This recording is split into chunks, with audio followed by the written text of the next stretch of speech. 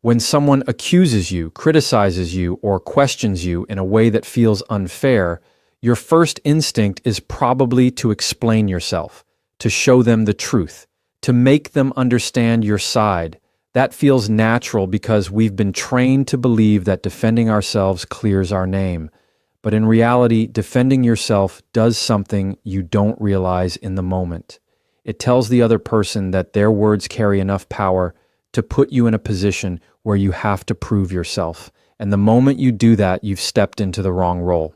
Think about it like this. When you defend yourself, you're walking straight into a courtroom where the other person is the judge. You're handing them a gavel and saying, "Decide if I'm guilty or innocent." That doesn't sound like power. That sounds like submission. And the truth is, they never had that kind of authority to begin with. By defending yourself, you actually give them control over the conversation, even if they don't deserve it. You shift from being an equal to being someone trying to earn approval. That's why defending is dangerous. Now, this doesn't mean you shouldn't clarify when there's confusion, but clarification and defense are two completely different things. Clarification is calm, factual, and grounded in confidence. Defense, on the other hand, is reactive. It's emotional. It's you scrambling to prove your worth in someone else's eyes. And that difference matters because people don't just hear your words, they feel your energy. The moment you start defending yourself, your tone and body language reveal that you're under pressure, and that weakens your position without you realizing it. What most people don't realize is that defending yourself actually keeps the conflict alive. Imagine someone says, "You're always late," and you respond with, "No, I'm not. I was on time yesterday and the day before." Now you're arguing inside the frame they created. The focus is no longer on whether their statement is even fair. It's on whether you can disprove it. And the more energy you spend defending, the stronger their accusation looks. They don't have to work hard anymore because you've taken on all the work of proving. That's the trap. Here's the deeper problem. When you defend yourself, you're operating from a place of insecurity, even if you don't see it that way. Because if you were completely secure in who you are, their words wouldn't pull you into proving anything. Think about the strongest leaders, the most confident people you know. They don't rush to defend themselves against every comment or criticism. They stand steady. They let words bounce off them. That doesn't mean they don't care. It means they know that defending themselves is not the same thing as standing in their truth. Defending is also short-term relief, but long-term damage. In the moment, it feels good to throw back explanations or arguments because you think it sets the record straight. But later, you realize you've actually validated the other person's power. You've shown them exactly how to push your buttons and get a reaction. People remember that. And once they know they can pull you into defense mode, they'll use it against you again. So by defending, you're training people on how to control you, even if that's not your intention. The reality is this: the most powerful people don't defend themselves because they don't accept the premise that they're on trial. They know their value isn't determined by someone else's words. They know their truth doesn't require permission, and they know that defense doesn't prove strength, it proves pressure. So the next time someone comes at you with a criticism, before you rush to explain yourself, pause, notice the pull to defend. Because the very act of defending is silently telling the other person, "You're right, I owe you proof," when in fact, you don't. Every conversation operates inside a frame. A frame is simply the perspective that sets the rules for how the conversation unfolds. Whoever controls the frame controls the direction, the tone, and the outcome. Most people don't even realize a frame exists, and because of that, they walk into someone else's frame without question. That's when arguments spiral out of control. The person who sets the frame dictates the game, and if you're not aware of it, you end up playing by rules you never agreed to in the first place. Think about a time when someone accused you of something. The moment you start explaining or defending, you've already accepted their frame that you owe them proof. They've set the terms and you've stepped inside it. That's why you feel cornered, because you're no longer in control of the direction. Controlling the frame doesn't mean being aggressive or manipulative. It means recognizing when someone is trying to box you into a role you don't belong in and having the confidence to step outside of it instead of playing along. The power of controlling the frame lies in understanding that conversations aren't just about words, they're about positioning. If someone says you're selfish, the frame is that their opinion defines your character. If you immediately say, "No, I'm not, here's why," you've accepted that their judgment matters more than your reality. But if you respond with calm presence, something as simple as, "That's an interesting way to see it," you shift the frame. You're no longer in their courtroom. You've reestablished yourself as equal, not as the accused. Frames show up everywhere, in the workplace, in relationships, even in casual conversations. For example, if a boss says, "You're not working hard enough," and you instantly start rattling off your accomplishments, you've accepted their frame of inadequacy. Instead, you could say, "Help me understand what you mean by hard enough." That question shifts the frame from accusation to clarification. You've moved from proving yourself to making them define their terms. That's control, and it shows you won't just absorb someone else's perspective without challenge. Controlling the frame also prevents escalation.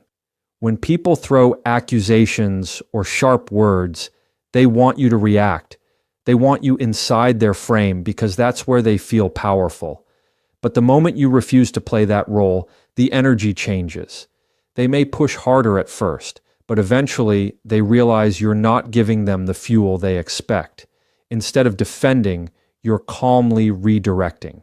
Instead of explaining, you're holding steady. And that stability forces the other person to adjust because frames only work when both people agree to them. It takes practice to notice frames in real time because most of us are wired to respond instantly.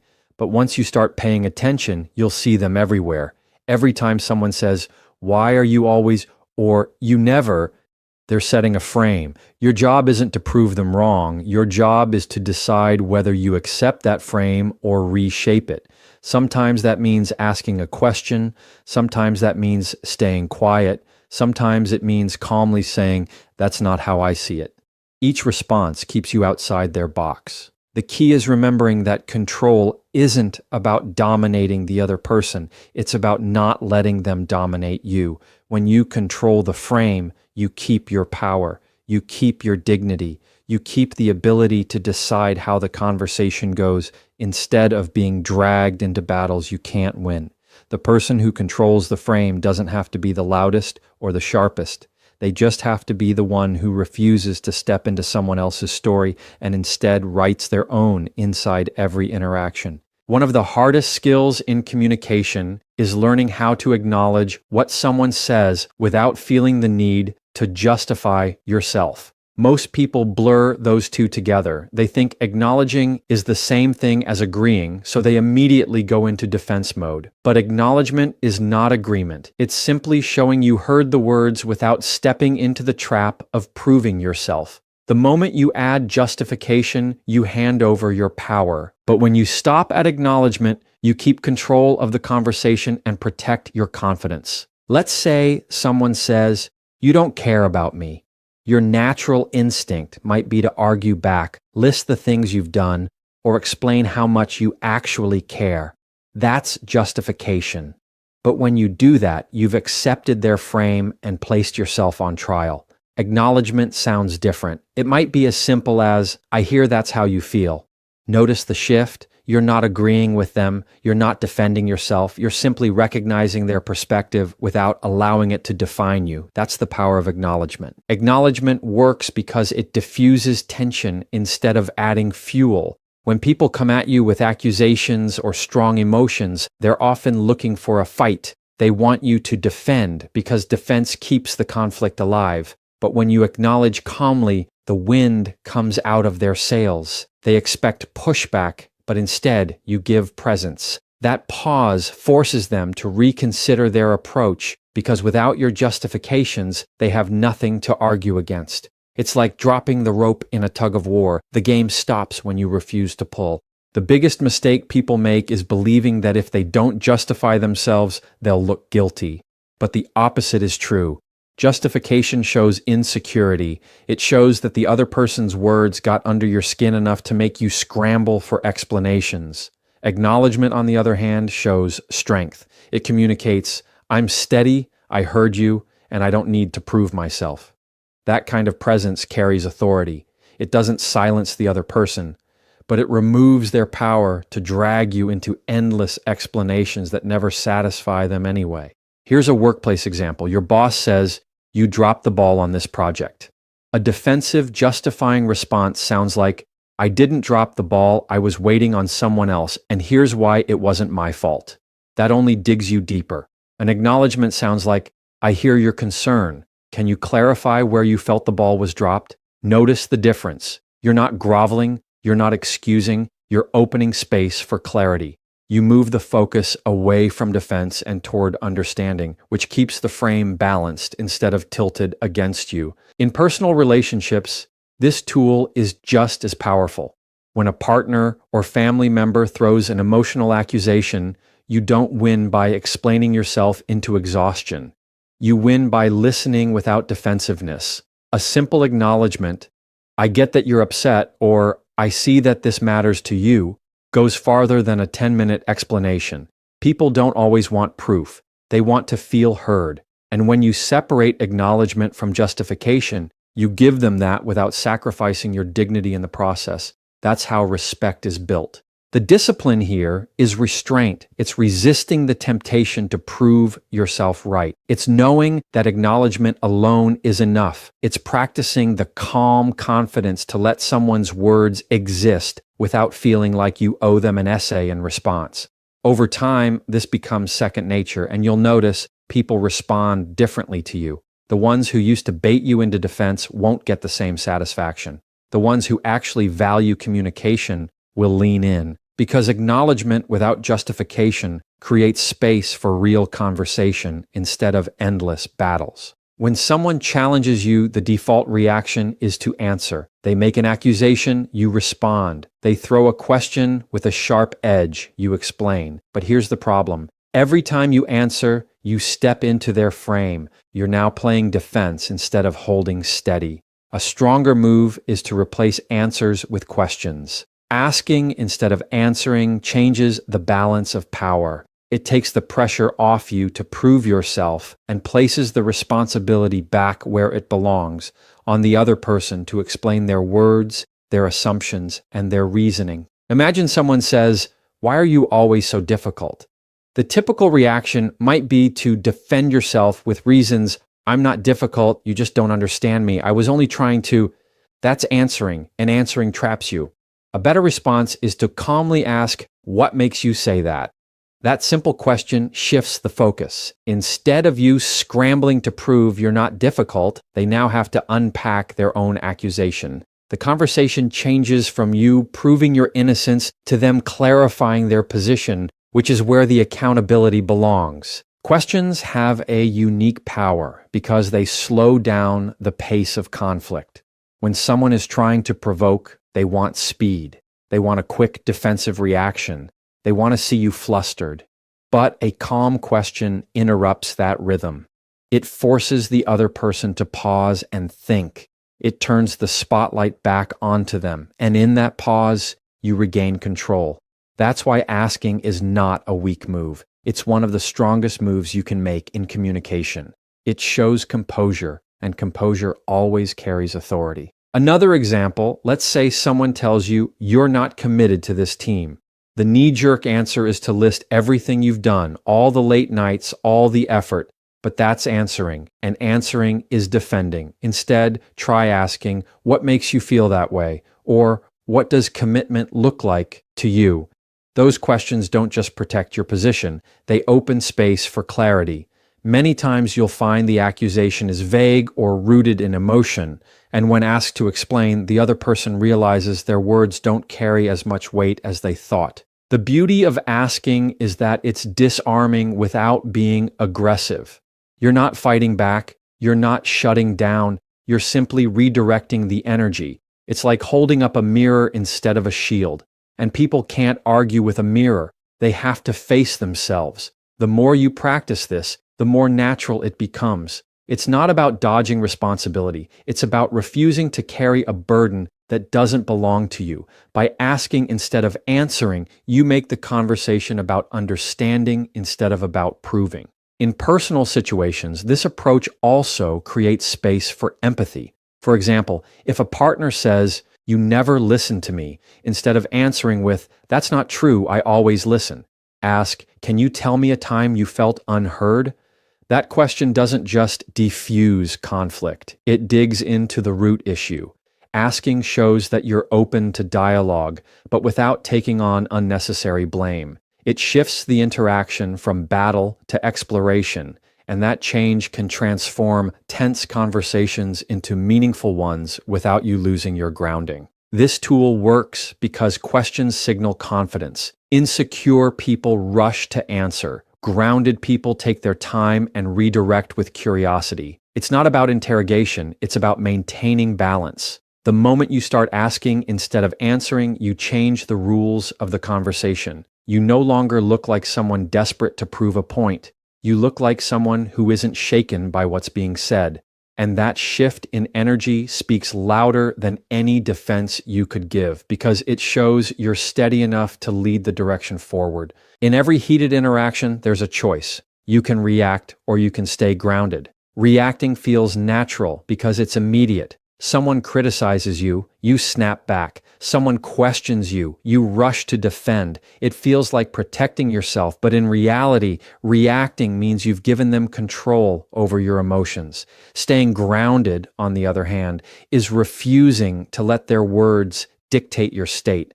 It's keeping calm when they expect you to explode.